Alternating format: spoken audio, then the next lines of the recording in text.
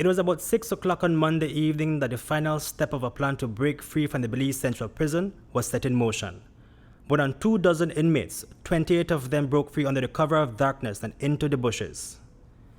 The men, considered armed and dangerous, escaped through the rear side of the prison compound where there were no cameras located. The daring escape is unprecedented and was well thought of. This escape may have been in the works for a week or so when inmate Carlos Montejo was made a trustee.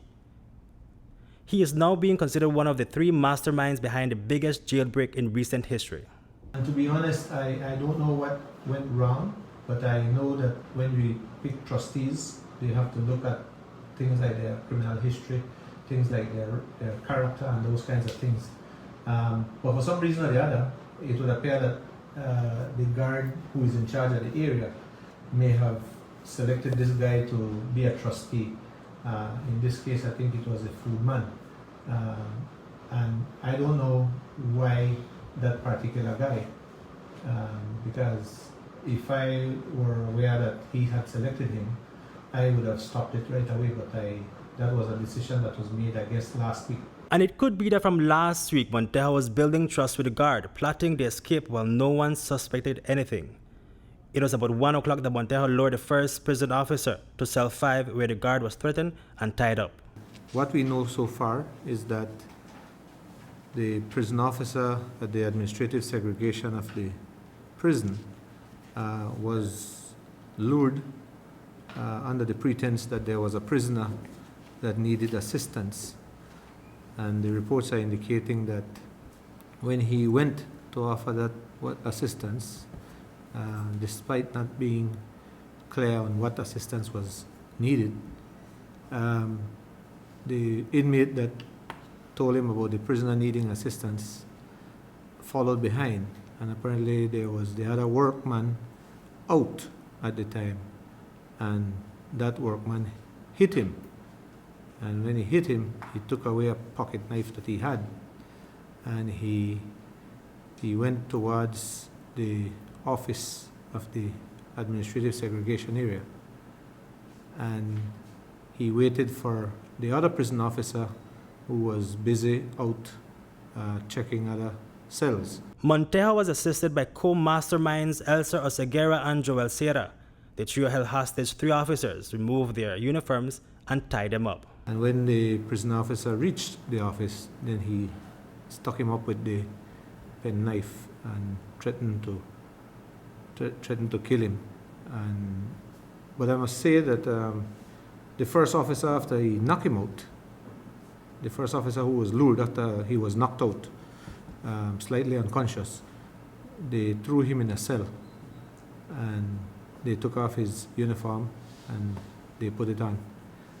And when the other guy came off the outer building from checking, the reports have it that he was stuck up with the same pen knife that was taken away from the first officer, and he too was escorted to the cell block where the other officer was already locked in, and he was locked up, his uniform was taken off, and apparently they were handcuffed and gagged based on what I heard. The prison officer posted at the tower was then relieved of his firearm. The officers were held hostage for 5 hours, where they were repeatedly being told that they would be murdered if they did not follow the escapees' instructions. The inmate with the knife then went up, and he climbed up the stairs for the tower, and he went and relieved the officer of the M223 rifle, and pretty much escorted him down at gunpoint,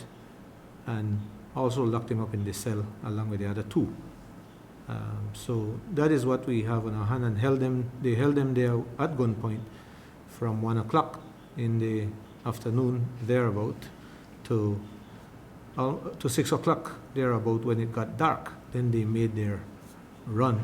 The masterminds then released 25 other prisoners and broke the chain link fence and made good their escape.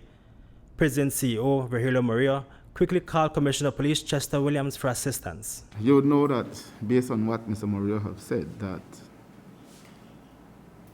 these escapees left the prison under the cover of night. And so it was rather difficult for us to do much last night due to the fact that it was dark. And so what we did was to insert some of our officers along with prison officers in strategic locations where we believe these escapees might use as a route to escape the prison area. And at first dawn this morning, we mounted our VCPs in strategic locations on the highways, including on the Boom Road. We also this morning at first daybreak did an air reconnaissance using the helicopter. We flew over the entire prison area all the way to the Siboon area. We went all the way to mile 31 behind the zoo, as well as up the Bermudan Landing Road all the way to, I think, an area where program of Belize has down that way, all the way to nearly reaching Shipyard, with a view to see if we would have found any signs of these escapees.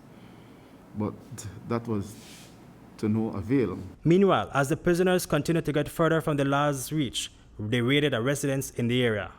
A family had reported to us that about 20 of them arrived at their home last night and took their food supplies and left. So we are sure that they are in that area, and we're hoping that before the day ends today, we should be able to have majority of them in custody.